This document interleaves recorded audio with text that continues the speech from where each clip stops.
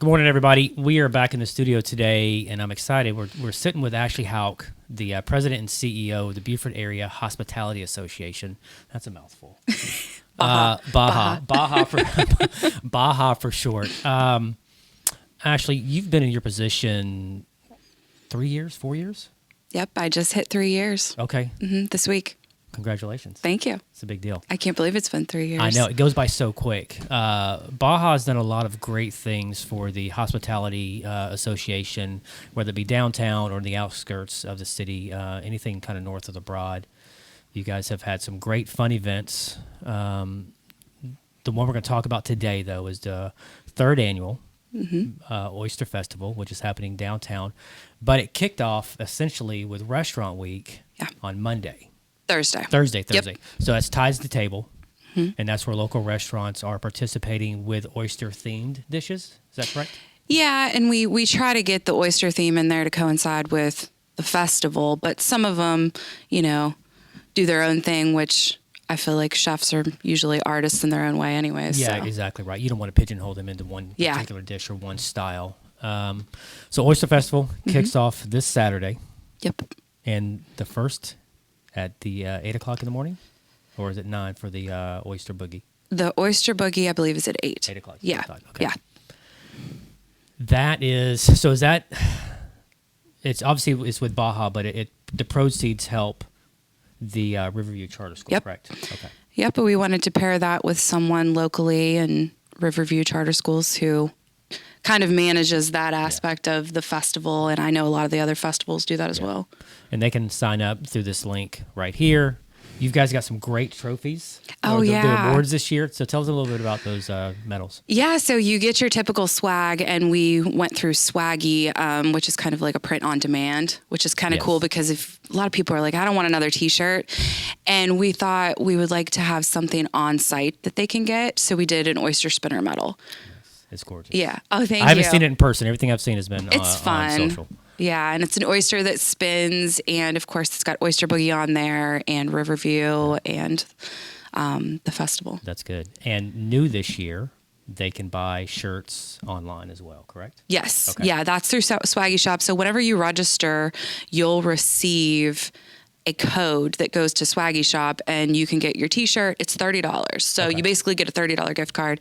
You can go pick out whatever item you want, and if you want a jacket and splurge a little bit, you can. Got it. So they have all these imprinted items that you can put their logo on, and then they just use that $30 credit towards that, whether it be a shirt, a mug, a jacket, or whatever that is. Yeah. Okay, that's perfect. That's awesome. Yeah. I think it's probably going to set the precedence for maybe events moving forward in the community once the word gets out of how easy that is, and because you don't have the inventory.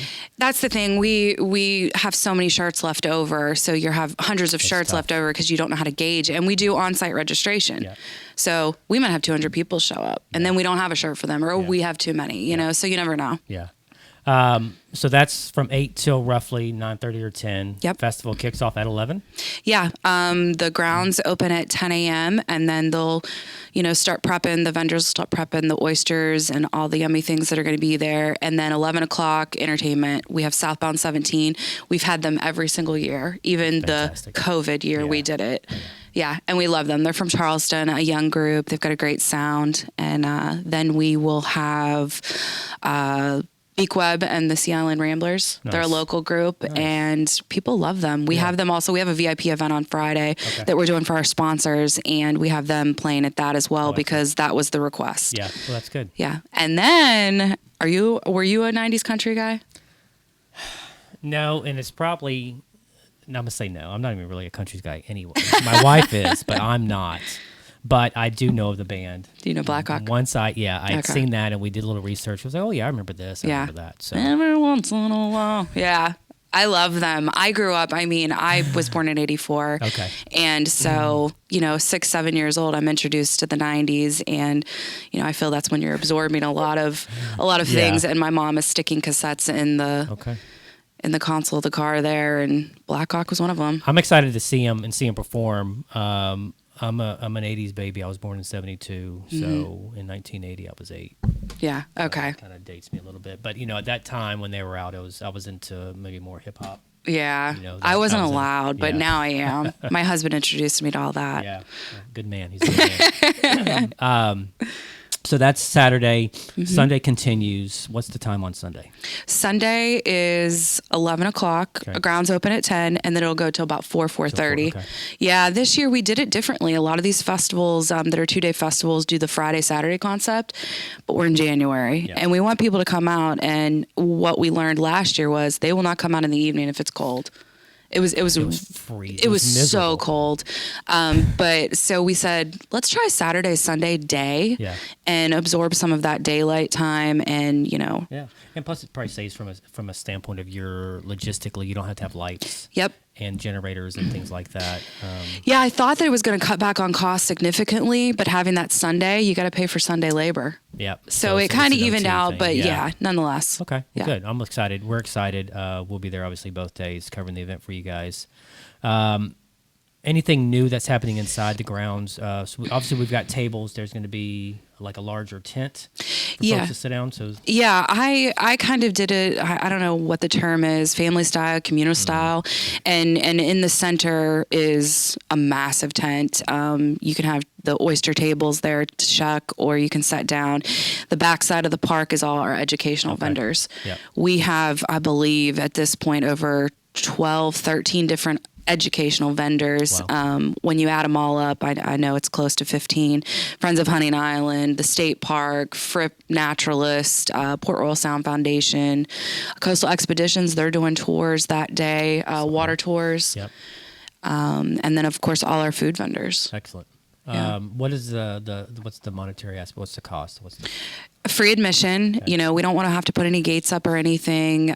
This festival is supported by a lot of grant dollars. Nice. And folks don't like that. So we want people to come in, enjoy, and the ticket exchange is just food and beverage 1-for-1. So you come, you buy your tickets. If you say, I'm going to get a basket of oysters or a bucket of oysters and a couple, beers, okay, $25. Got it.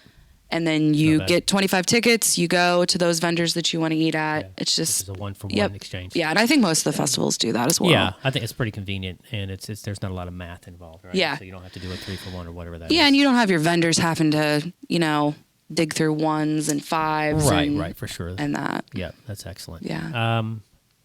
So this weekend, it's like 2 days. Today's Wednesday. Don't remind me. This is Thursday that you're watching it. Yeah, so it's happening real quick. We're excited. You were just on the Intercoastal Podcast with Daquan, so we'll have a link for that as well. So if you want to hear Ashlee and Daquan speak about the festival. You're an oyster. Do you like oysters? I love oysters. I'm from West Virginia. Okay. We don't have oysters I was about there. to say that. It seemed like yeah. So you like them always? You like them fried? I like them all. Everywhere. Yeah, and it kind of took me a while to progress, kind of like wine. But then once I got that good oyster, because I don't think I was eating the right oysters. And then I come down here and I'm like, these are tender and salty and briny and just so full of flavor. You can't see, but Tony's shaking his head. Yes, Tony's from California, and we just had a conversation about him and his oyster stuff here and loving it here. I don't. I'm a texture guy, right? So yeah, and it's. I've had a few. We've a select few that I trust. We've had Justin over at the Port Royals Farmers Market. I had one, and then Matt over at Black Sheep had a dish or two, and that I ate, and they're okay. I don't have, I don't crave them, but like I do sushi. But yeah, no. Well, that's interesting because some people, like you saying you like sushi. To me, sushi's up here. The rice texture mixed with say, the smoothness of the tuna or whatever the fish is that's on top of it, that I like. We'll throw some rice on your oysters. Well, Nick over at Shellring, he did those miso oysters. Oh, I should have. Yeah, I didn't even think about that. Oh my gosh, they're one of the best things I've ever ate in my life, and those were the Maggioni ones. Yeah. And that's for Restaurant Week. So who do we've got from an oyster vendor that's going to be? So we have the Maggioni oysters coming. That's who won last year, the Oyster Star Award. Yep. And then we have Sea Eagle Market. We have Aramark new this year. Oh, yep. We're really excited to have them. And then we have Surge Group. And then we have Lady Island Oyster Farm that do the single ladies. Okay. So you're raw. Yep. Yeah. So it's fried, frittered Rockefeller, po' boys, everything, steamed, roasted, all that. So there's going to still be another competition. Mm-hmm.